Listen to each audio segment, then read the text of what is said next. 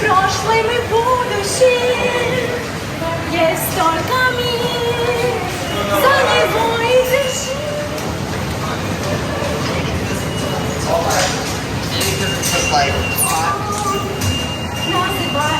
Wait, are you Havoc from Mobb Deep? Yes.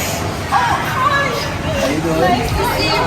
You know, I'm just here dancing, singing, trying to get some more followers for my YouTube channel. And, you know, I saw that you guys did the same, like you was hanging out by Def Jam studio and trying to get some people to listen to your tape. Right. So I'm just following your path, you know? I mean, you know, this wasn't too far off from what we did. It's a little bit different, but I think I could explain to you a better way how we did it. Yes, so you think this is not I'm not saying it is bad, but I think this probably could be a better way, and I can explain it for you. Yes. Well, at least you know I can make some money like this. But can we go and talk about it? I want to know more about it. Okay, cool. I got some time. Hi guys, as you already know, my name is Sofia Fortuna, and today I interview Havoc. Who is that? Police. They're like, what? Right.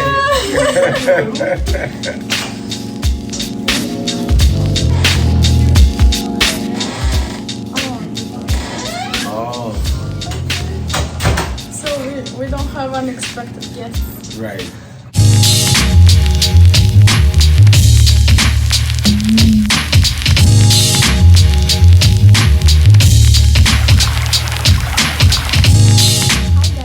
My name is Sofia Fortuna, and today I interview Havoc from Mobb Deep. Hi. What's up? It's nice to see you again. Yes. How is everything? Likewise. Everything's good. Everything's good, you know. Staying busy, staying out of trouble, staying focused. That's right. That's good. So, you say that that's the way you made it? I mean, like that's the big part. Hanging out. Like, tell the story. Right. You. I mean, like how? It was pretty close. You know what I mean? What you was doing. It wasn't quite like that, but the way that we did it was like, you know, we put, you know, a demo together. Of course, you know what I'm saying, me and Prodigy, and after we made our demos, we would just stand around, you know, record companies. And, you know, just ask people to listen to our demo. You know, we used to bother those people, man. We used to stand in front of Def Jam, like, I mean, for weeks. You know what I mean? Seeing all the big artists, like, you know, Run DMC, De La Soul, and all these, you know, huge artists at the time. Yes. And, yeah, we used to bother them just standing in front of them. Wow. Please listen to my demo. And they say, no, like, get out of here. Like, how is it? You know. I mean, I don't think that a lot of them wanted to listen to our demo too much because they were just too wrapped up into what they was doing. So, sure. You know, I understand that, but you know, a few people did listen to it. So, you know, we got lucky. You got lucky after a while. Yeah. We got lucky. So why Def Jam? Why you was there, guys? Because you know, even today, Def Jam is a popular label, right? So back then, Def Jam was even bigger. You know what I mean? So it's like, you know, if you just thinking, right, like common sense will tell you what record company to stand in front of to let people listen to your demo, right? Mm-hmm. It's Def Jam. Yeah. You know what I'm saying? It's the biggest hip hop label around. So So that's why we picked Def Jam. I see. So we're gonna go back. You know, we will go to that conversation a little later. But so you think it's a good way for me to become famous with my channel? I mean, I think you got a good shot. You know what I mean? I have a chance. Yeah, I think you got a chance. All right. Yeah, check it out, by the way. Okay. So, okay, let's start from the beginning. Queensbridge area. QB. Yes, where you grew up, and so I was born in Russia. Oh wow. Yes, and it's like we don't have gangs, Okay. but we have crews. And Okay. as I know, New York has the same, right? Right. So how was it in Queensbridge? Well, I guess, you know, just like Russia, we didn't have no gangs, but you know what I'm saying, we had different crews and stuff like that or whatever, you know, so in that regard, you know, we didn't have to deal with, you know, like gangs and stuff like that, but so, you know, like it's like maybe like where you from, like what area you from, you'll be a part of. Like if you was from like, you know, let's just say Astoria, Queens, then you got Queensbridge, you might got Flushing, Queens, and, you know, people just representing their hood and stuff like that. So that's how that was. But was it dangerous? Because in your songs you're saying that it was hell. So I'm just like trying to imagine. I mean, yeah, you know, just like any other hood, you know what I'm saying? It's definitely was dangerous, you know. I remember times, you know, just standing next to certain dudes, you know what I mean, and they might have beef with somebody else, and they don't tell you that they got beef with somebody else, and they might just start shooting at each other with you just standing right there, you know. And so yeah, I mean, dangerous, yeah, Right. you know, or you know, somebody that you cool with might have beef with somebody. It's not your beef, Yeah. but they can't get to him, so they shoot at you. They get at him just because you affiliated with that person. Right. So you know, things like that. Did you have to carry a gun?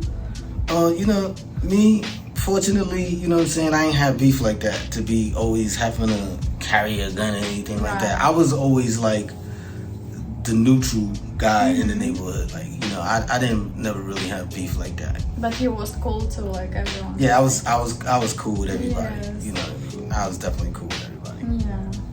But so like just to protect yourself, did you carry a gun or? I mean, you know, the times that I did carry a gun, I made a terrible mistake and shot somebody by accident. He was our manager at the time. What happened was, I was living in Brooklyn at the time. It was really, really rough out there. You know what I mean? And you know, I used to be with my little brother, and you know, I used to see people getting robbed on the train. So I was like, nah, you know what I'm saying? I ain't getting robbed on the train or whatever. So, you know, I got a little gun from my homie in high school. He gave me the gun, so I used to be walking around with it, X, Y, and Z. And one day we was up at Rush Management, which is like a part of Def Jam. And I had the gun on me, but we was supposed to go to Russell Simmons' house. So I told my manager at the time, I said, here, yo, hold this for me. And so he put it in the drawer, and then we went to Russell Simmons' house. Russell Simmons wasn't there. We came back, and when we came back, I thought in my mind that I emptied the bullets out the gun. Mm-hmm. I swear to God, I thought I did that. Yeah. So when he gave me the gun back, I was tapping Prodigy, and then Prince AD, our DJ at the time, I was like, yo, watch this. Like, I wanted to just scare him, you know what I mean? So I thought I took the bullets out the gun. So it's crazy. So he got his back to me, so I cocked the gun back, and I'm like, yo, watch this. So I'm like, yo, he turns around, and I'm like this, and he like, put that away. So I pulled the trigger, and I thought it was just gonna go click. That's just like, and, yo, it went off. Wow. And everything after that happened in slow motion. Like, for real, everything. He was falling in slow motion. Really? The room had smoke. I swear to God, like, when I think about it, he was falling in slow motion. Like in your eyes? Like the time just started going in slow motion. He fell like that, slow, and then the smoke was in the air. And then I couldn't believe I shot him, so I ran. Yeah. It was like a whole flight of steps. I jumped down the whole steps. I mean, it had to be like 50 steps. I jumped down the whole 50 steps. And then DMC from Run DMC was dead. But I didn't even see him, and I knocked him down. Wait, I knocked him. Yeah, I knocked him down. That's how fast I was running. I knocked him down, and I ran out the door. And when I was running out the door, Ali Shaheed Muhammad from Tribe Called Quest, he was running up the block and he grabbed me. He said, "Yo, don't run, don't run, don't run." And I was like, "Yo, I'm out of here." He was like, "No, no, no." He was like, "No, no, you're gonna make it worse." He said, "Don't run." Yeah. So I just stayed there, and the cops came, and they said, "What happened?" They said, "Oh," and then they just put the handcuffs on me. And then my manager, they was wheeling him out in the stretcher. He got shot in the stomach. And you know, was it violent? it was pretty bad. It was bad. You know, I thought that he maybe was gonna die. Like, you know what I mean? It was just really crazy. I was really, going crazy. But you know, he didn't press charges. He didn't press charges because he knew it was an accident. You know, so and that I really learned a lesson on that one right there. A valuable lesson. I got a second chance. But I could have just went to jail and then it would have been no Mobb Deep. For sure, yeah. You know, so when was this? This had to be what? When you 1989? 90? So you just started at that time. Yeah. Nothing. Yeah, imagine if he would have died. It just, for sure. Believe me, I wouldn't be sitting here. Did you do something else? Like before rapping, before producing, like in hip hop? And no, not really.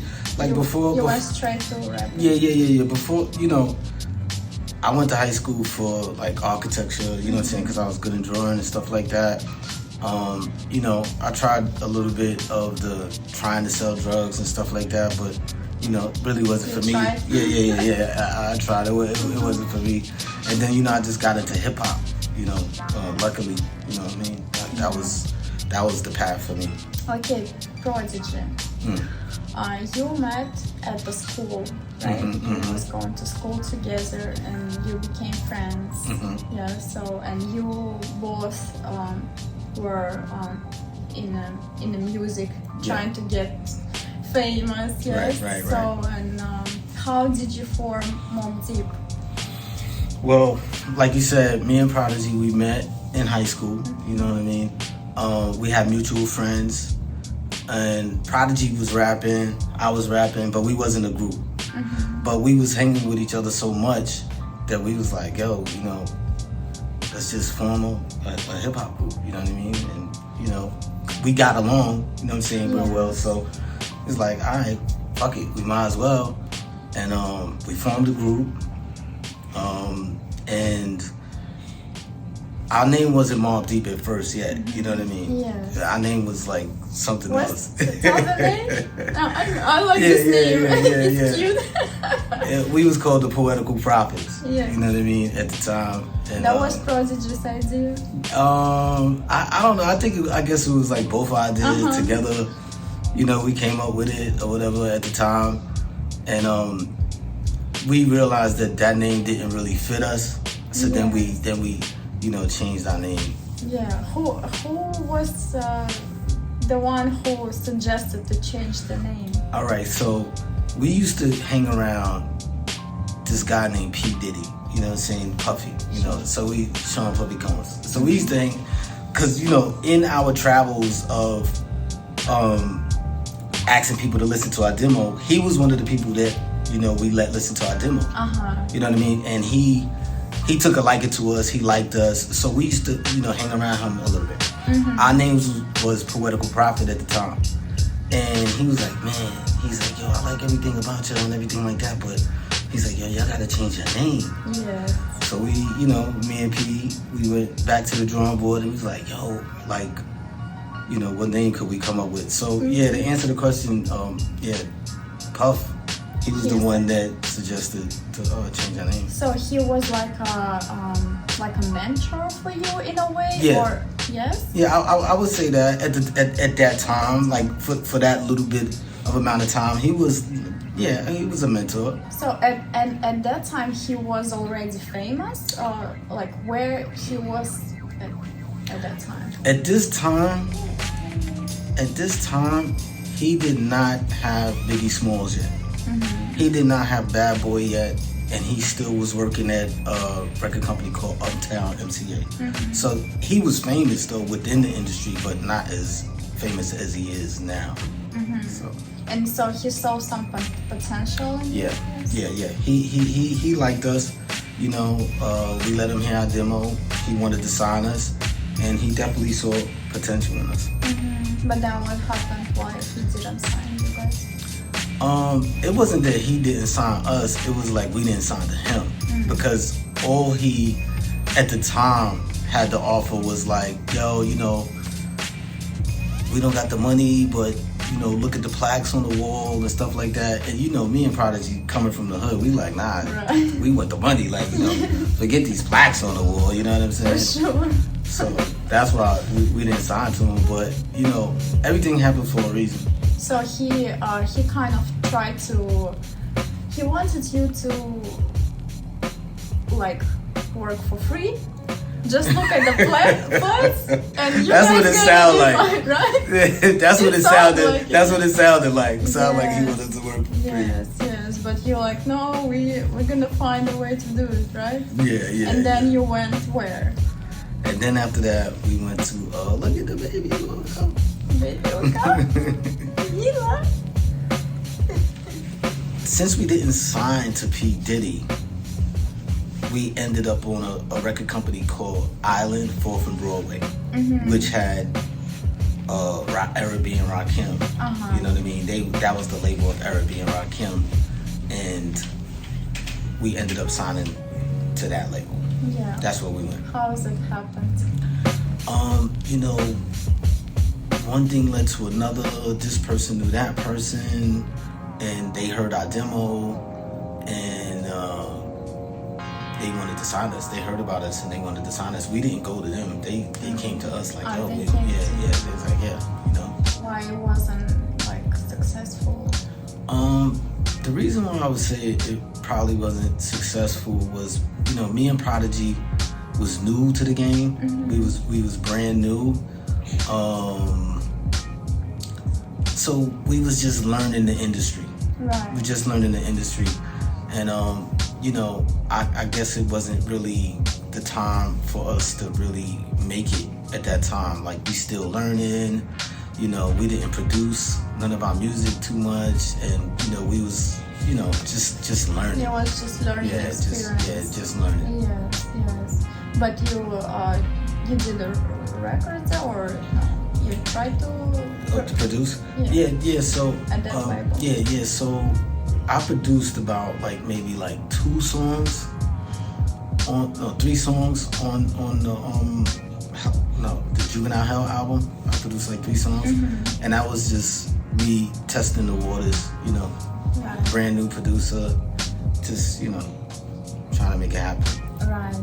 So then Loud came. Loud Records.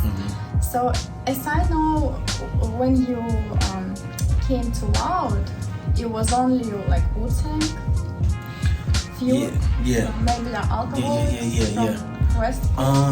From what I can remember, when we first got on Loud, we met Steve Rifkin. He only had a cubicle in RCA, so at that time, I think he only had Wu-Tang Clan at the time, and you know, I don't even think Wu-Tang was really, they was just becoming known, because I remember when Steve Rifkin gave me the cassette tape, I was like, Wu-Tang, I was like, who's this? Like, you know what I'm saying? I didn't know who it was, you know. I went home, I played it, I mean, it sounded dope and everything like that, but, you know, maybe like 2-3 weeks later, the whole project was playing Wu-Tang. So, really? I was like, wait a minute, I was like, that's the tape that, you know, Steve Rifkin gave me. Wow. And so then we signed with Loud. I think they had the Cellar Dwellers at the time too, maybe. I'm not sure. I can't really remember, but it, you know, it was definitely the beginning for Steve Rifkin. What was the deal? What you mean? Do you remember? Like, what was the contract? The contract was, you know, just to roughly try to remember what it was. I think it was like a 5-year contract. It was something like that, like a 5-year contract for like $60,000. You know what I mean? Maybe it would have been about 60 grand. You know what I'm saying? 60 a year, so and No, not a year. Just for that you know. See, so you got the 5 years. You got 1 year, and then they got like 4 or 5 options to re-sign you every other year or after each project. So the first time we signed, it was just $60,000. That was it. And then you had to like renew the contract. Yeah, after we you know did good and the album was successful, it was already built into the contract that they would have to renegotiate and give us a different kind of deal. Yes. Like, with more numbers. Yeah, better deal. Yes. Yeah. So for how many years you was on Loud? Okay, so we signed in like 94, so it's 94, 95, 96, 98, 2000. I would say about 7 years, maybe 6 or 7 years, something like that. Yeah. So and it was like a turning point for you, for sure. So When we signed Loud? Yes, it helped you guys a lot. Yeah. It really was a turning point. Loud was like one of those labels where they let you do what you want to do. They didn't try to control you, and they let you, do what you do, and it was just dope. Yeah. So that's when you start traveling around the world. Yeah. Yes. First, I'd never been nowhere, Right. So to be able to travel like out of the country was like really, it was crazy. Like how many times you went to Russia? We didn't go to Russia a lot. But you was there. Yeah. Me and Prodigy, I don't know if we ever went there together. Oh, to really? be honest, yeah. I don't think we ever went there together. To be honest, and yeah, I've probably been to Russia maybe 4 times, maybe something like that. Nice, wow. But you came up like later, like not like later on, like Prodigy went one time, and then I went when he was like locked up in jail. You know what I mean? So we didn't never get a chance to really go together, which is I wish we did. Yes, but how you like it there? No, it's crazy because it's crazy because the media portrays Russia one way, but when you get there, it's like the city is just so beautiful. Like especially like a place like St. Petersburg. It's just really nice. The buildings are huge. You know what I mean? Yes. It's cool. It's cool. How did you like people over there?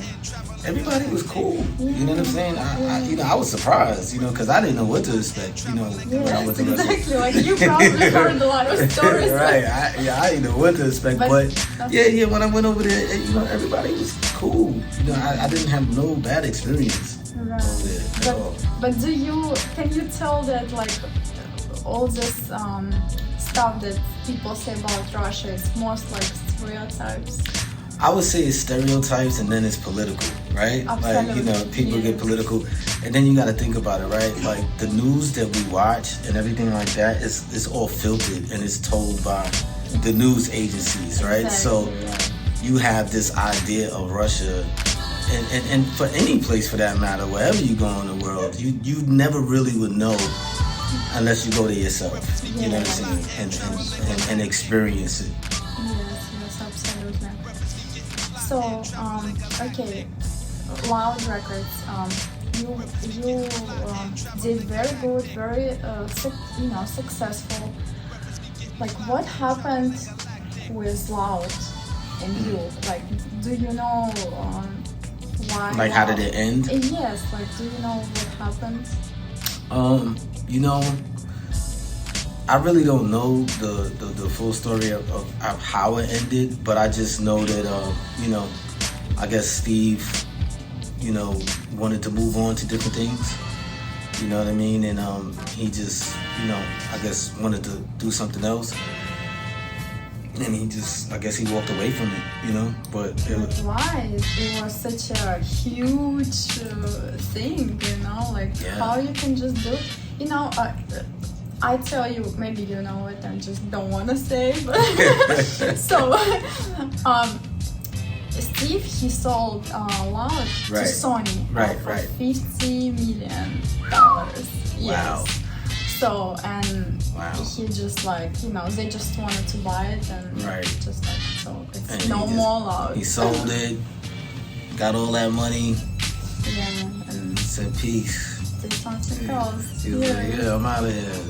Right? He's like, I'm out of here. But yeah, but still, like he's still fine. He put this money in some other artists. Like he found like Akon and all of that kind of stuff. Right. So at that time it was like what, 2000? Yeah, I believe it was like 2000, 2001. 2001. 2001. Yes. Like that. So do you know what happened to like hip hop, like in a global level? Like what happened to all these like smaller labels and artists?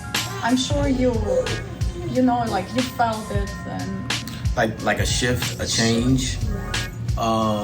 You know, in a bad way. Yeah, you know, I would say this, like, you know, times change, right? That's when the internet started emerging, right? You know, the MP3s, you know what I'm saying? Record stores were becoming obsolete.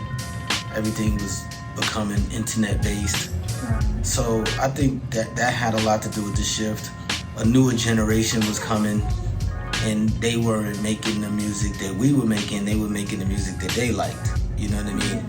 So, I mean, it's to be expected. Every generation that comes along, you know, they change it to the way that they want it, and it's not like what it was prior to that. Yeah. So I just think that the new generation coming in, shifting it out, you know, it might not be, you know, what I make or what I like, you know, but, you know what I mean, it's what they do, but I gotta still keep doing what I'm doing, you know? That's what it is. Right. But yeah, I mean, it's like so sad because as I know, these major labels, they both all these like small record labels. Right. You know, so now it's no more small record labels. No. It actually was the list of artists who cannot be played on the radio. Right. You know about this list?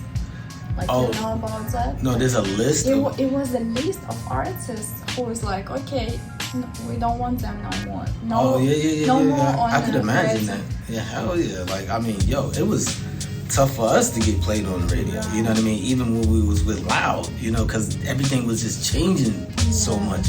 Yeah, it started already little by little. Yeah. I mean, it was tough for us to get our records played on the radio. So, but you still had it, right?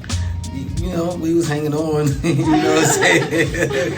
By a thread, but you know, like I said, you know, the landscape just changed.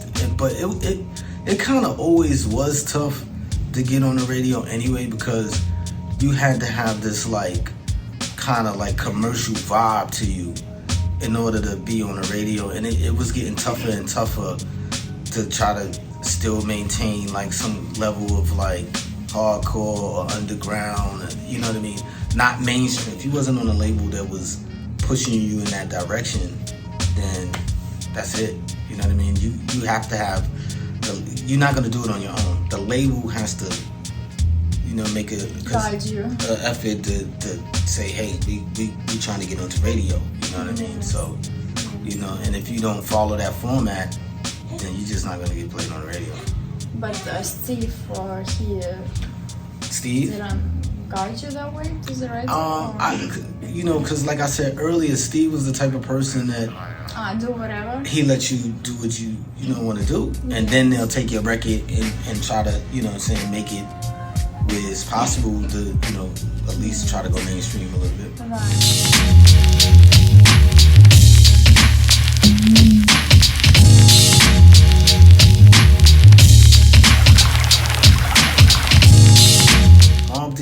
one of those groups where we always try to like just be us. You know what I mean? We didn't try to make like radio records, you know, try to go mainstream. We took pride in just being us, you know, and then it just over time it just got tougher and tougher just to be you. You know what I mean? Because everything was changing. You know? So you're talking about 2000. Yeah. But then, so like 2000, it's like what was the solution for you? Like when there's no more loud, you on your own, like what did you do? So, you know, we was fortunate to get another a deal, you know what I mean, with Job Records. We got with Job Records. We continue to just be us, you know, like still, and Job was like, okay. But you know, at the end of the day, it didn't really work because Job is one of those labels they want to try to push you commercial. So it didn't really work over there. And then after that, not too long after Job, we got with G Unit, and you know, from there, you know, since G Unit was like kind of big at the time, that we figured that would bring attention to what we doing, you know, and so we got down with G Unit. And you know, 50, he's from Queens, so from our hometown, so it was kind of like a no-brainer to us. But the most successful times was on Loud. I would say so. Yeah. I would say so because that's the one that, if it wasn't for Loud, I don't think that we would be where we are today. Like, you know what I'm saying? Like, you know, a group that, you know,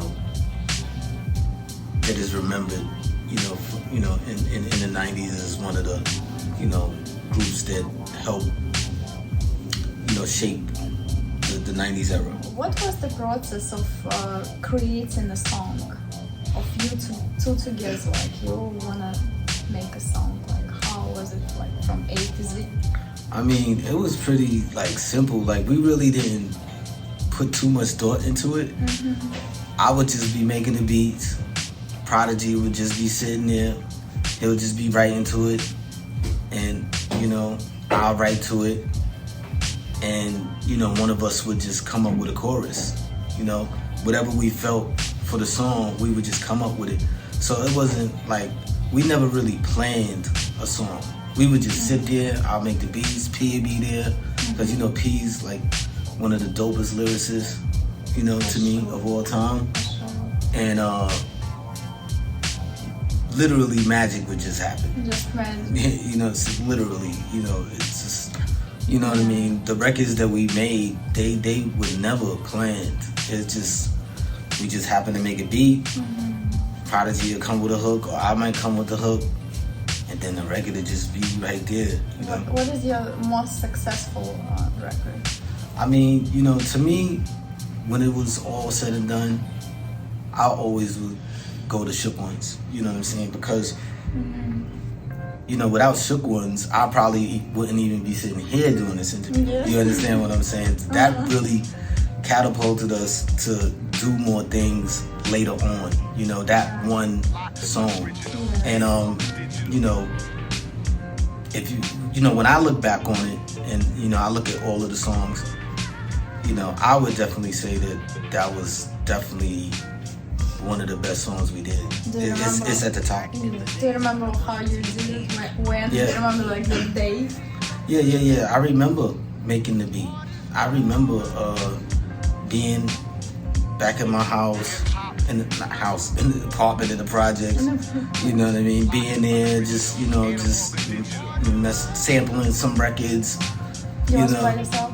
Yeah, I was by myself in the crib, just you know what I'm saying, putting a couple of records together, making a beat, you know, trying to be creative.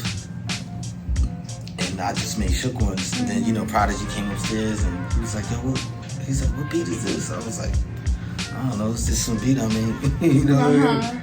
And everybody just went crazy over it. You produced a lot of your tracks. Yeah.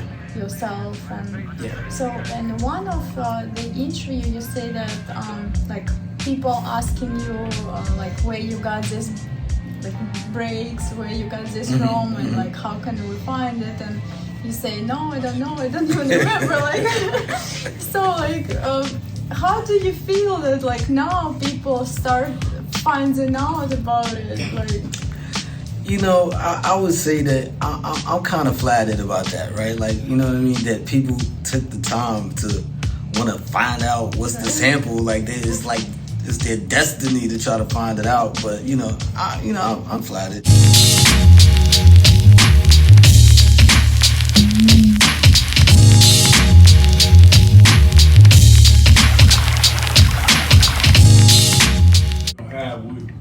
Our original name was Everyday Street Poet. For real? See, look at that.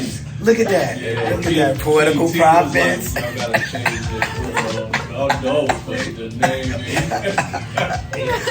So you can relate. You know what I'm saying? Dudes going with that vibe. Right. You remember that time? Street poets. Yeah. Trying to be a little more conscious. Yeah. You remember? You know what time it is. That's right. He was like, no, we out for bro. We were sitting there with 40. I remember we were sitting there with 40 ounces on the table, and he like, man, you know, I need a crew because Ice Cube got Lynch Mob, you know. So we like, we it, man, you know, because he used to be my DJ actually. We was in a crew together with DJ Pooh, and so I met Swift and Tash, and then me and Swift sitting there at his apartment. He like, y'all gonna be called the alcoholics. We like, and I'm like, okay, we drinking 40s at the time, right? But I'm just like, you know, this is pretty crazy. I said maybe we can be like, you know, our music is the alcohol. He looked at me like, no. You gotta talk about drinking, you know. I'm like, all right, let's do it. Hell yeah. Word. It's crazy the story behind the names that we come up with. They have, right? The stories behind it all is ill. Like you guys, Mobb Deep, Prodigy. Right. Like I got that name immediately. Right. Like, Mobb Deep. Right. We rolled with a crew. Right. You know what I mean? You show up to the club with like 25 people. It's like messing everything up. Immediately. Right, man. Hell yeah. And you know, that was a saying that we used to say around the way back in the days, like, yo, like we'll see other dudes with like 30 people, like, yo, they was Mobb Deep. Yeah, like they was Mobb Deep. So we was like, yo, why don't we just use that name? Right? Prodigy. Do you remember this last show you guys did together? Yep, I definitely do. I remember the last show we did together. It was in Las Vegas. We did the show in Vegas. We got there. We was coming from two different places. He was coming from Miami. I was coming from New York. As soon as I got off the plane, I mean, it had to be like at least 110 degrees, at least. Like it felt like a joke. It was so hot. And Prodigy had gotten sick already in Miami, in Florida before that, like maybe 2 days before. But then he got better and he flew to Vegas, right? Get to Vegas, he looked fine. He was cool, we was kicking it. We went grocery shopping together because we both was on like a healthy diet at the time, you know what I mean? You know, eating salads and stuff like that. Yes. So we went to Whole Foods. We got some foods, some salads and stuff like that. And we performed later that night. And when he got off stage, he said he wasn't feeling good. You know what I mean? So I just thought it was normal because I seen Prodigy get sick like a million times before, so it wasn't no different. So I just thought that, you know, maybe he gets sick and then, you know, he's gonna be in the hospital for a couple of days, which happened. He got sick. Yeah. He was in the hospital. He got a little bit better, you know, because I was checking up on him, like, because I had to leave back to New York. He stayed in Vegas. And, you know, I would call the road manager to see if he was doing okay. They said, yeah, he's doing better now. He's walking on his own. You know, he's laughing, he's eating food. And then the day after that, they just I found out that he died. Yeah, I found out that he died. I was really, really, I couldn't believe it. I thought it was a lie. You know what I mean? Because I just was with him. They said he was okay, and I guess things took a turn for the worse, and he died. You know. I remember you told me that he had to take these pills. Right? Yeah. Pain meds. You know what I mean? Because when you got sickle cell, it's a really painful. What? His arm or something? His joints. His joints, because his blood is shaped like a sickle. So that means it could clot easily when it's going through the joints. Yes. You know, arms, you know, hair, the legs, ankles, everything. Yeah. It just puts him in so much pain. So, naturally, he had to take painkillers, to deal with He the dealt disease. with this for years? Ever since he was born. So for all life he had to Yeah. take these pills? Yes. Yes. And so then you wanted to get on a healthy diet. Right. And he decided to give up these pills or something? Yeah, because he went cold turkey. Because those kind of pills is like, sometimes they can be kind of addictive a little bit. And P was like a healthy type of dude, like, you know what I mean. So I remember him just kicking it cold turkey. You know what I mean? Kicking those pills cold turkey, and that's real Wait, cold tough. turkey? Yeah, cold turkey means it's like without no help. Like, he just stopped. He stopped. Yeah, he stopped, and he was successful at it. So he was taking it for all his life, and then he just stopped. Yeah, I mean, I think he was like kind of off and on with it. You know what I mean? When it came to like pain meds. You know what I mean? I guess, but when you have like a disease like that that causes you so much pain, it's like you have to take it. But Prodigy was the type of person, like, he was one of those strong-minded people where every now and then he would just just forget the pain meds. Yeah. So and that day after the show, it was like he was hurting. Yeah, like. Yeah, I didn't notice that he was really hurting after the show because he was like kind of calm, but he said that he didn't feel well, like, you know what I mean. So he just was kind of relaxing, and they didn't rush him to the hospital immediately. They was like, nah, we'll just go a little bit later. I was like, all right, cool. You know what I mean? And so he didn't feel good. He took some of these pills. I'm not really sure. You know what I mean? If he took any pain meds that day, but I know he ended up in the hospital.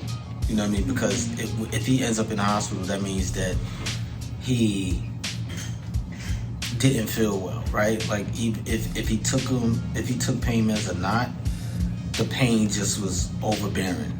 So anytime he went to the hospital, that means that the pain is just, nothing is gonna work, not even pain meds. You know what I mean? And that's how debilitating sickle cell could be. But who was with him? Our road manager at the time. Our road manager stayed with him, took him to the hospital, and he stayed with him out there in Vegas while he was there. So when he passed away, like that night, or no, he passed away. He went to the hospital and he passed away, I would say 2 days later. 2 days later, and the road manager didn't even know. The road manager didn't even know that he passed away. I heard the rumor early in the morning, like probably like 8:30 in the morning, 9 o'clock in the morning. I heard the rumor, and so I called the road manager. You called and I said, hey, what's up with P last time? He said, nah, P's good. Spoke to him last night. I dropped some food off to him, whatever. I'm like, oh, okay, because I heard some stupid rumor. P died in a Las Vegas hospital. And we just kind of like laughing about it because we just spoke to him last night, you know what I mean? So I said, I told the road manager, I said, yo, just give him a call, see what's going on. And I said, call me back when you speak to people. So hung up the phone, and I guess like maybe 15 minutes passed by, and 15 minutes, 20 minutes. And it just was taking him too long to call me back. So I was like, let me call him back, you know, to see. I said, yo, what's up? You spoke to P? And he wasn't even talking. He just was crying on the phone. Yeah, he just was crying on the phone. I thought he was joking. You know what I'm saying? I thought he was just trying to play a trick on me, like, you know, acting like he was crying. I said, what's up? He said, yo, you know what I'm saying? Like, he was just crying. I'm like, nah, come on, son, stop playing, yo. I had to hang up on him, like, you know, stop playing, you know? But then I just started looking at, you know, the Instagram, and then I seen people saying, you know, rest in peace. I'm like, what? It was real. It was real. What did you do? There's such a big loss, like.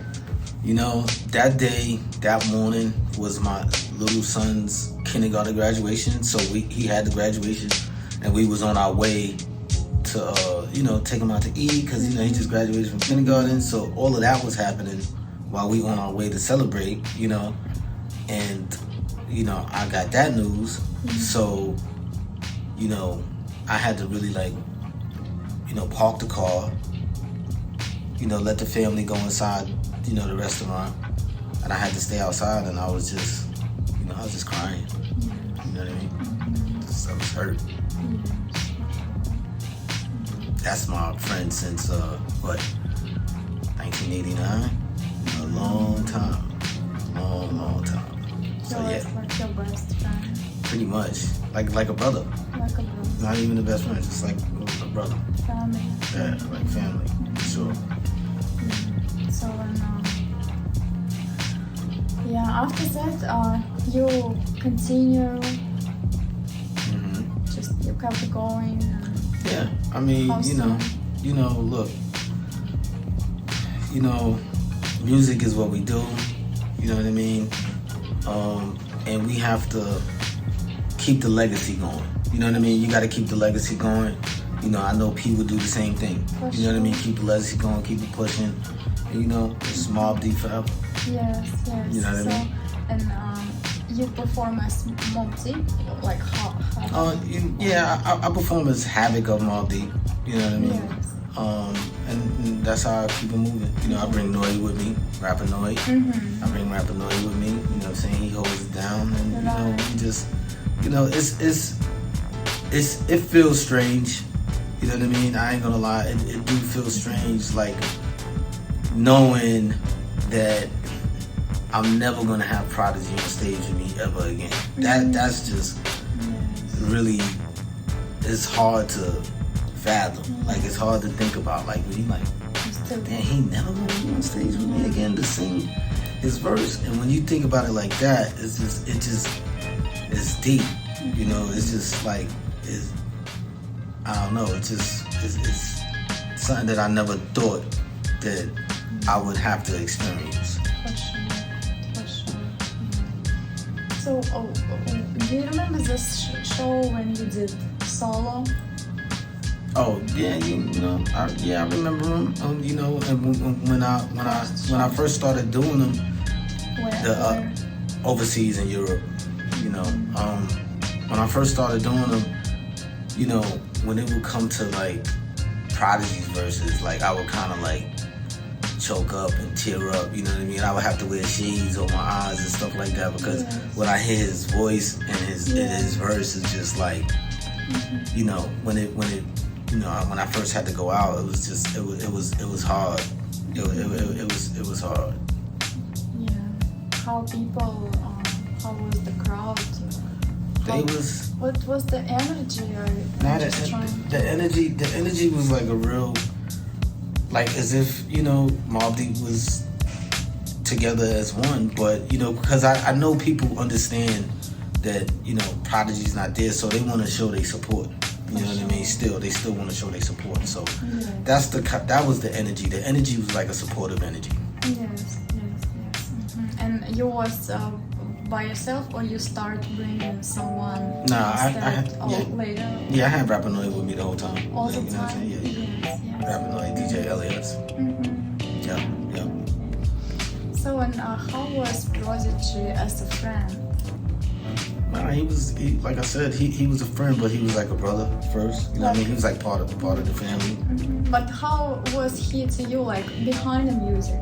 Like how he was as a person? Nah, we was like mad cool as a person. He was like one of those thoughtful people. Like, you know what I'm saying? If he bought something for himself, he'll buy you the same thing, like just to, you know what I'm saying, so you can have it. He was like one of those kind of people, like real thoughtful. You know, like he'll buy a leather jacket for himself and he'll give me one. He'd be like, yo, here, have like, you know what I'm saying? Like he was cool like that. Yeah. When you think about him, like what is your like memory, like what comes to your head right away? When I think about P,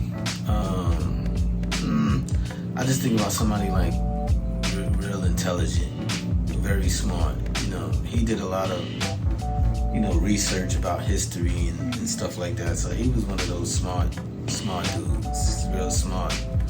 You know, they used to call him like the professor and all that kind of stuff because he was just so smart in history. Let's talk about this Tupac song. You know? Of course, like I have to ask because, like, why? Do you know why? You know, for years and years, I always used to ask myself that why, like, cause you know we don't even really know him. Like I don't know him. I never met him. You know what I mean, and nothing like that. But I think it got something to do with the survival of the fittest song where we was like, thug life is still living it. You know what I mean? Saying something like that during the chorus. And you know, thug life is his, you know what I'm saying? So if we saying thug life is still living it in the song, I think maybe he didn't like that. I'm only guessing. Like, right. That's the only thing I could imagine because we never met him. You know what I'm saying? Never had no beef. And you didn't meet him like even after? No, never met him because he. What's up? no, never met him. Yeah. I saw him before in person when we was younger, when I was like 16, at a music convention called Jack the Rapper down in Atlanta. But that was from a distance. I was like, oh snap, there goes Tupac, and that was it. Yeah, but do you remember the day when you first heard this song? Hit him up? Yeah. I can't remember when I first heard it, but when we heard it, we definitely didn't like it. You didn't? Yeah, we didn't like that. You was like, what is it? Yeah, we didn't like that, so we definitely made a diss song back. Yeah, but wasn't it like, wait, at that time he was famous, was famous. Like, wasn't it like, oh, cool Tupac talking about us? I mean, maybe no, because you was already famous. I'm just trying to... No, I mean, to a certain degree, of course, you know, we was like, well, you know, he name dropping us, you know what I mean? So, you know, it's all good. Like, that's free promotions. Right? You know what I'm saying? So he was like, yeah, you know what I'm saying? Any promotion is good. Yeah, right. Any promotion is good promotion, baby. Say it. Come on, keep it going. I wasn't mad.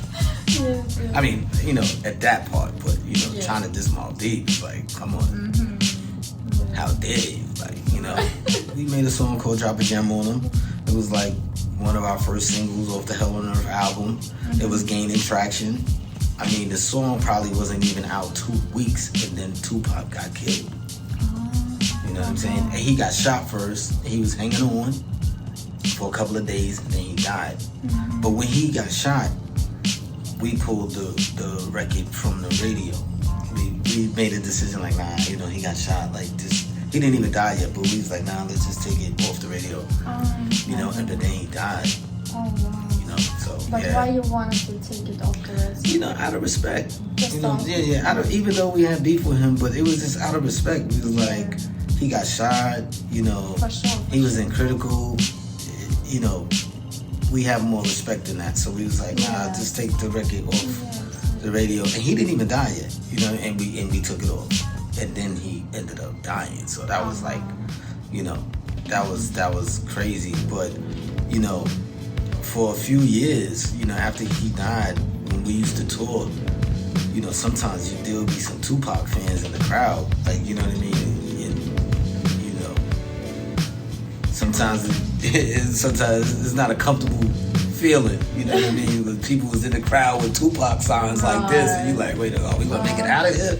Like, you know what I'm saying? Like they fanatics. Like, you know what I mean? Yes, So it's- like crazy fun. right. Yeah. Yeah. So and about the Biggie, you produced some songs for him. Yeah. Yeah. And you was good friend. We wasn't really good friends with Biggie like that, but we was cool with Biggie. We had mutual respect for each other. We went on the road together for a couple of shows, and after that, I produced a song on what would be his last album. The song was called Last Days. It was featuring the Locks. I was happy that I got a chance to, do some production for Biggie. I see that Instagram of Prodigy is going. Like, who is running his Instagram? I believe his family is running it. The daughter, his ex-wife. I think they and his lawyer. Mm-hmm. I think they running his page. I see. Yeah. Are you cool with his family? Yeah, we have a mutual respect for each other. You know what I mean? We work together on things. But what happened to Mobb Deep social media? Tell me that story. The thing with Mobb Deep social media. So when you have a group, and unfortunately when somebody passes away, you have to share the social media, and they want to, because Prodigy, he passed away.